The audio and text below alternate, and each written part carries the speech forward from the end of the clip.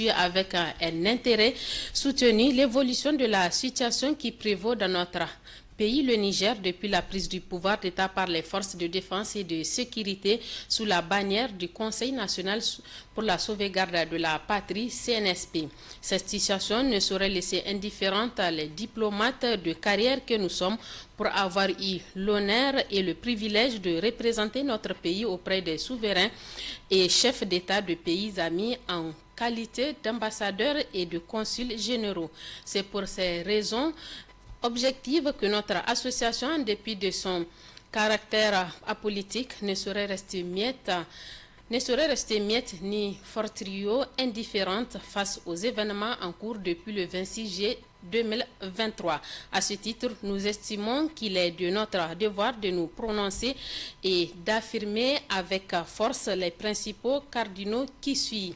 1. La Charte des Nations Unies de San Francisco du 26 octobre 1945 d'une part et la Convention de Vienne sur les relations diplomatiques du 18 avril 1961 d'autre part sont les deux principaux instruments juridiques internationaux qui régissent les relations entre les États et que tous, sans exception, ont l'obligation de respecter.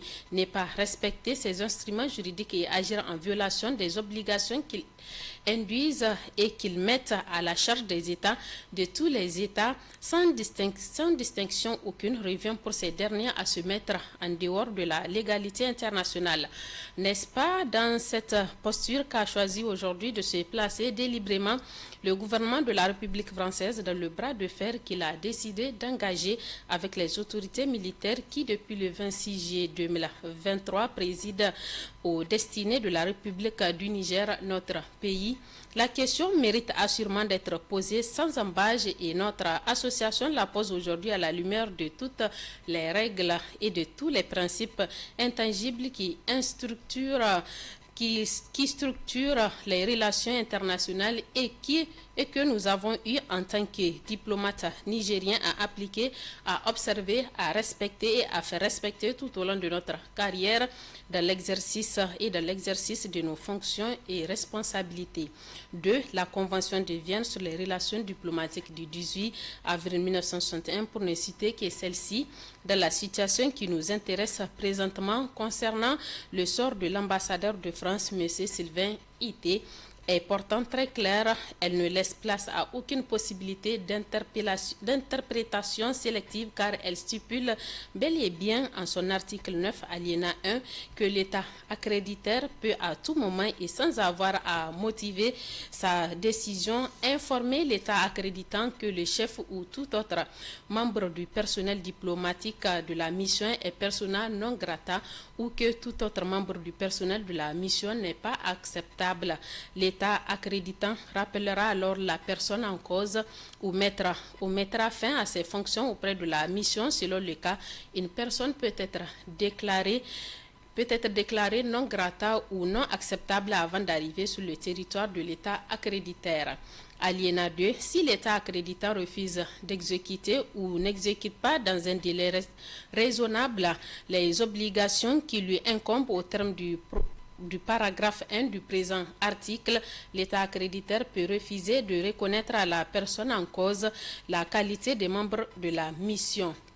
Ces dispositions de l'article 9 de la Convention de Vienne sur les relations diplomatiques battent donc en brèche la position injustifiée et injustifiable sur laquelle campe désespérément le gouvernement français qui sait très bien pourtant que les relations diplomatiques sont établies entre des États et non entre des gouvernements ou des régimes. Tout comme le président de la République française sait bien qu'il n'appartient pas à une puissance extérieure de décerner un brevet de légitimité aux autorités d'un État tiers indépendant et souverain. C'est exactement ce que la France officielle, pays qui se veut chante de la démocratie, des droits de l'homme, du respect de la légalité et de la règle de droit, est en train de faire ou de tenter de faire avec notre pays, s'agissant d'une part de son ambassadeur qui a été déclaré persona non grata et conséquemment invite à quitter le territoire nigérien et d'autre part des 1500 soldats français de la force Barkhane stationnés au Niger dont le départ a été officiellement demandé par les nouvelles autorités à la suite de la dénonciation par celle-ci de tous les accords qui existent jusque-là entre le Niger et la France en matière de sécurité. Cela est purement et simplement inacceptable. C'est donc au regard de ces principes fondamentaux que ACNIR ne comprend pas la position adoptée depuis le 26 juillet 2023 par la Communauté économique des États de l'Afrique de l'Ouest, CEDEAO, d'une part, et par la France officielle, d'autre part. ACNIR, en effet, comprend autant moins la position de la CEDEAO et de la France notamment, mais en vérité de tous ces pays et institutions internationales qui, peu ou prou, ont cru devoir s'instruire dans la même démarche, à savoir cette espèce de double standard, ce principe du deux poids deux mesures, cette indignation et cette fermeté sélective, cette réaction disproportionnée de leur part à l'égard du Niger. En effet, les mêmes causes produisant en principe les mêmes effets, ces pays et institutions auraient dû normalement et pour leur propre crédibilité adopter autant pour moi, adopter rigoureusement et à tous les moins la même position. Il n'en fut rien malheureusement car les précédents de la région, il y a quelques jours seulement, celui du Gabon, tout aussi emblématique que celui du Niger, n'ont pas donné lieu, loin s'en fout, pas pour la France, mais aussi pour la CEDEAO à cette fermeté extrême, injustifiée, incompréhensible et inacceptable qui a consisté à décréter dans la plus grande précipitation et de la manière la plus illégale cet embargo inédit et cette batterie de mesures et sanctions iniques, toutes plus abjectes et plus inhumaines les unes que les autres à l'encontre des paisibles et vaillantes populations nigériennes. Quel est dès lors l'agenda? Car de toute évidence, il y en a un qui se cache derrière ce déferlement inédit de dureté et de sévérité contre notre pays, la République du Niger, que l'on va jusqu'à menacer carrément d'une intervention militaire avec le brusque réveil de la force en attente de la CEDEAO à l'instigation militaire et avec le soutien de la puissance étrangère au continent africain que nous savons. C'est à la lumière de cette interrogation que nous, diplomates nigériens, aujourd'hui à la retraite réunis au sein de l'ACNIR, réaffirmons solennellement que les relations entre les États indépendants et souverains, sujets à part entière du droit international, sont régis par les principes généraux, immuables, qui ne sauraient faire l'objet d'interprétation ou d'application sélective selon qu'il s'agit d'États dits puissants ou faibles, étant donné leur stricte égalité en droit et en devoir dans l'ordre juridique international. Soutenons tout aussi fermement qu'il n'y a pas et qu'il ne saurait y avoir dans les relations entre les États de velléité, de domination et ou de puissance des uns plus forts à l'égard des autres plus faibles, sauf à consacrer la loi du plus fort. Notre intime conviction est que dans les relations entre États indépendants et souverains, au droit de la force doit être opposé en tout lieu et à toute circonstance la force du droit. Il y va de la paix, de la sécurité et de la stabilité de notre continent africain en particulier et du monde en général. Et puis cette réaction d'Emmanuel Macron depuis le G20 relativement au communiqué du CNSP du 9 septembre dernier qui lui prête des mauvaises intentions pour le Niger, des propos qui n'ont pas varié sur son attitude par rapport au Niger. Pour Issoufou Seydou, ex-candidat aux élections présidentielles de 2021, Macron s'agite en tant que dirigeant avisé. Suivons le reportage qui est signé Sidikou Harouna.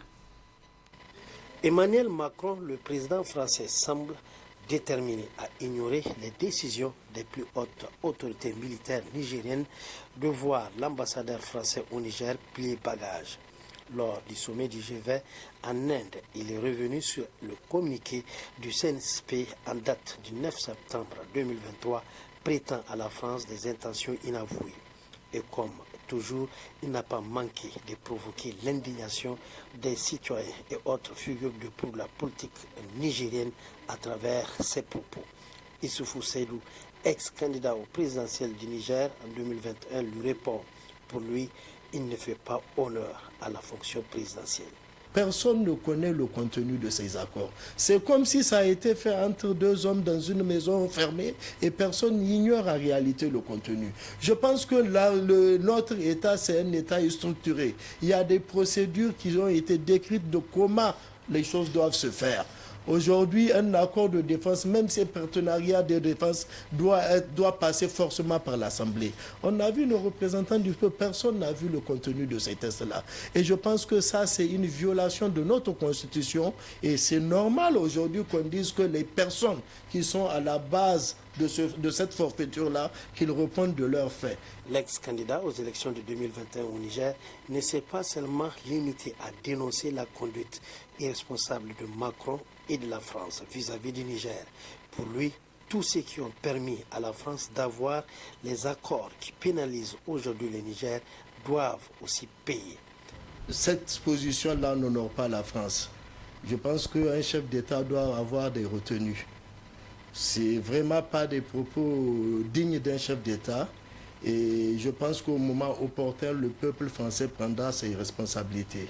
Parce que qu'est-ce qu'il en est? Aujourd'hui, le Niger est dominé et le Niger a à sa tête une junte militaire qui a reçu l'adhésion à 100% de la population. Donc les seules autorités légitimes que nous reconnaissons, ce sont ces autorités qui sont aujourd'hui à la tête de ce pays. Moi, présentement, j'ai mal pour la France et je pense que la France mérite mieux que ça.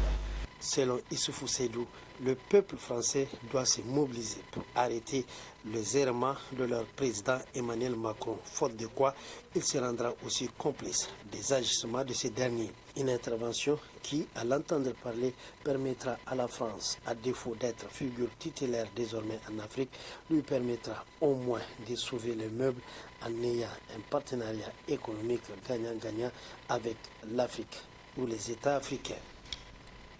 Le Front patriotique pour la souveraineté a animé cet après-midi un point de presse au rond-point Escadrille de Niamey relative à la situation du pays. Le Front a appelé les Nigériens d'où ils sont à se mobiliser jusqu'au départ des troupes françaises sur le territoire nigérien. Faisons le point avec Mohamed Alpha et Ibrahim Ide.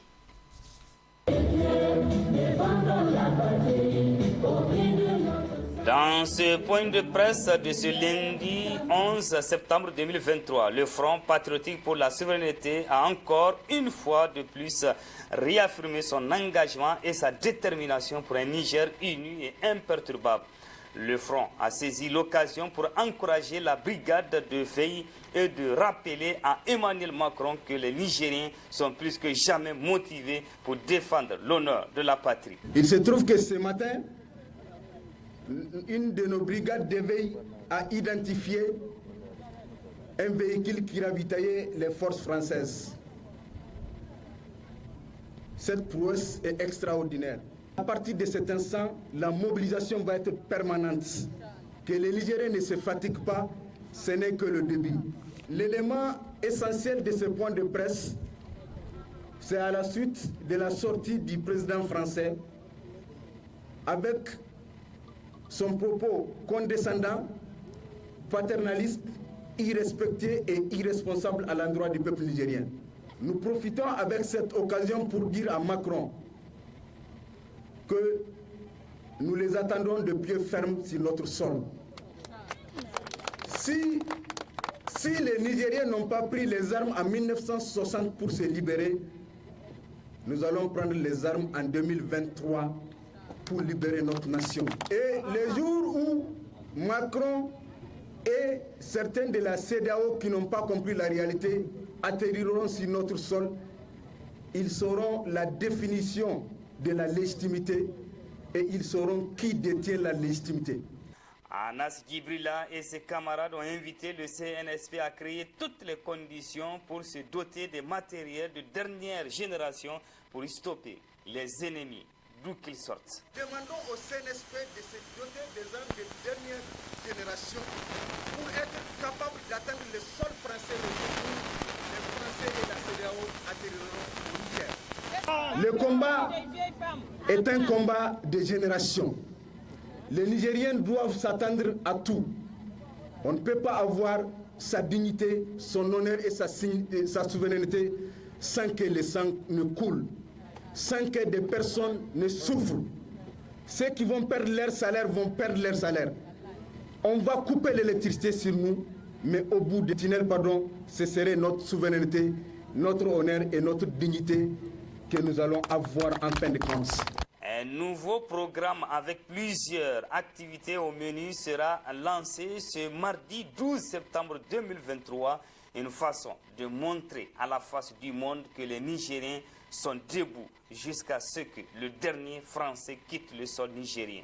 Les fils et les filles du Niger sont appelés à sortir massivement ce samedi 16 septembre 2023 à partir de 15h de la place Toumont au rond-point Escadrille. Désormais, un autre podium sera installé au niveau de la base militaire française.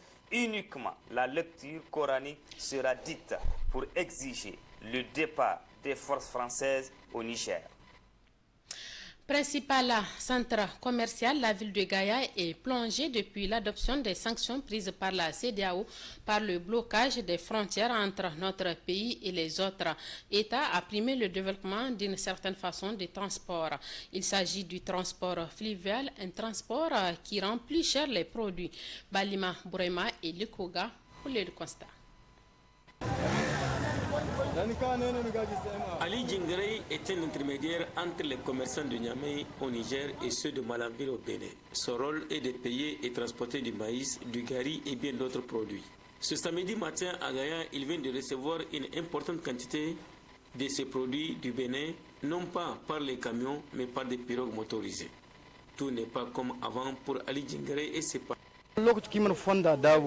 Quand les frontières n'étaient pas fermées, il achète 500 à 600 sacs. Et maintenant, c'est seulement 300 sacs. Il faut tenir compte des frais de transport, des pirogues, des frais pour les dockers. Les patrons ne gagnent pas grand-chose, à plus forte raison nous.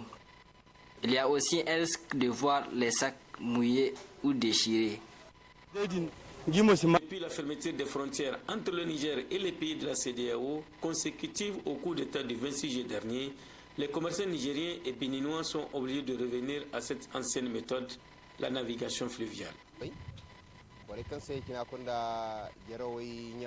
Ceux qui ne peuvent pas venir envoient leur argent. Eux du Bénin, les sacs achetés sont acheminés par pirogue, ici à Gaïa, et nous on les transporte jusqu'à Niamey. Le Bénin est le principal pourvoyeur du Niger en céréales, notamment le maïs et la farine de blé. La majorité des produits manufacturés à destination du Niger passent par le port autonome de Cotonou. Et désormais, le brut nigérien exploité à Agadem de la région de Difa sera acheminé à l'extérieur via le Bénin à Sémé. Réaction ce matin des syndicats éducatifs, principalement celui de l'USOCAB, qui s'est prononcé sur la situation du pays tout en déplorant l'attitude de l'ex-DG du Niger Post. Le reportage est signé Souleymane Ousmane et Rabiou Labo. Des milliers de contractuels doublons ou fictifs à Niger Post ont été constatés selon la synthèse du ministre en charge de la communication, des postes et de l'économie numérique. Cette annonce a été mal accueillie chez les syndicats du secteur éducatif, notamment ISOCOP. Depuis la bancarisation, Niger Post a permis d'assainir le fichier des contractuels, d'enlever tous les doublons et de veiller toujours vraiment à la présence physique des contractuels. Parce que pour payer un contractuel, il faut qu'il soit présent. Il n'y avait plus maintenant donc les procurations qui se font à travers ou les envois des cartes pour toucher l'argent. Et aujourd'hui, si le ministre sort dire qu'il y avait eu un problème ou bien un surplus de 100 millions, moi je dis qu'il y avait eu un retard d'abord dans le paiement de pécule du mois de juillet. Et on le sait bien, nous sommes en vacances. Il y a beaucoup des enseignants qui ne touchent pas leur pécule, qui ne sont pas sur place pour toucher leur pécule. On ne peut pas les appeler d'effectifs. Ces enseignants-là reviendront pour toucher leur pécule. Mais dire qu'aujourd'hui on parle d'effectifs, des enseignants d'effectifs, moi je pense qu'aujourd'hui il n'y aura pas vraiment cette question ou bien ce mot dit qu'il y aura des enseignants effectifs maintenant qui soient là, qui touchent. Personne ne peut toucher à la place de quelqu'un. L'ISOCOP rejette aussi toute accusation ou implication des syndicats du secteur éducatif de l'éducation. Mais en fait, moi ce qu'il faut comprendre dans cette situation-là, aujourd'hui, Niger Post n'est pas en contact avec les enseignants. On transmet Niger Post et la liste des paiements, qui il faut payer et la somme. Donc, c'est le ministère de l'Éducation nationale qui a la charge de vérifier, de transmettre maintenant cette liste des enseignants au niveau de Niger Post. Ou bien je peux dire au niveau du ministère des Finances, qui à son tour traite le dossier et envoie au Trésor. Et le Trésor maintenant envoie à Niger Post pour procéder à un virement et à payer les gens. Depuis l'annonce de cette situation, aucun cadre ou fédération des structures syndicales du secteur éducatif n'a pas réagi ou encore dénoncé. Selon le ministre, depuis 2017, il y a un reliquat de 4,2 milliards de francs CFA à Niger Post. Et pour le mois de juillet, à cette date, il y a un reliquat de 5 millions de francs CFA que Niger Post devrait à terme retourner au Trésor. Au Niger, depuis plusieurs années, la saison des pluies se termine par de nombreuses maladies. Cette année 2023 rime avec la conjonctivité. C'est une maladie des yeux dont souffre la population nigérienne. Le reportage est signé Oumoul Khair Abdourahim et Rabi Labou. Depuis quelques semaines, on enregistre plusieurs cas d'infection de conjonctivite à travers le pays. Enfants, jeunes, adultes, vieux, personne n'est épargné. Cette maladie des yeux se caractérise par une inflammation de la muqueuse. La conjonctivite, comme son nom l'indique, c'est une maladie des yeux. Donc la conjonctivite, c'est une inflammation d'une muqueuse qu'on appelle la conjonctive, qui recouvre donc les parois de l'œil ou des yeux. Donc, et lorsqu'elle est agressée, donc, un syndrome inflammatoire peut apparaître et qui donne cet aspect donc, de conjonctivite. Et elle est facilement reconnaissable grâce à la rougeur des yeux, au larmoiement, au picotement ou à l'hypersensibilité des yeux à la lumière. Des fois aussi, la conjonctivite, vous allez remarquer aussi l'apparition d'un dépôt blanchâtre, donc, surtout donc, le matin au réveil, ou les yeux qui collent, surtout chez les enfants, donc, le matin au réveil. D'origine virale ou bactérienne, la maladie est hautement contagieuse même si la prise de certaines mesures peut éviter la contamination. Cette forme de conjonctivite peut être contagieuse. Donc vous pouvez contaminer votre entourage donc, avec votre présence, ou bien donc, le fait de se saluer peut favoriser cette propagation. Donc la meilleure façon de s'en prévenir pour le moment, en fait, c'est d'éviter de réduire au maximum donc, les contacts sociaux, surtout avec une personne qui est contaminée par cette conjonctivite, mais aussi de dynamiser ou bien donc de multiplier le lavage des mains. Parce que c'est des germes en fait, qu'on prend par la main et peut-être en se frottant le visage ou les yeux, donc on les porte au niveau des yeux. Donc vraiment, je pense que c'est le moment aussi, donc, de revenir donc, au lavage des mains, donc, afin d'éviter de se faire contaminer par la conjonctivite. La maladie disparaît souvent d'elle-même, mais un traitement peut accélérer la guérison à travers la prise de certains médicaments, notamment des antibiotiques. C'est la fin de ce journal. Merci de nous rester fidèles sur Bonferré Télévision. Le programme continue. Très bonne réception et bonne soirée à tous. Au revoir.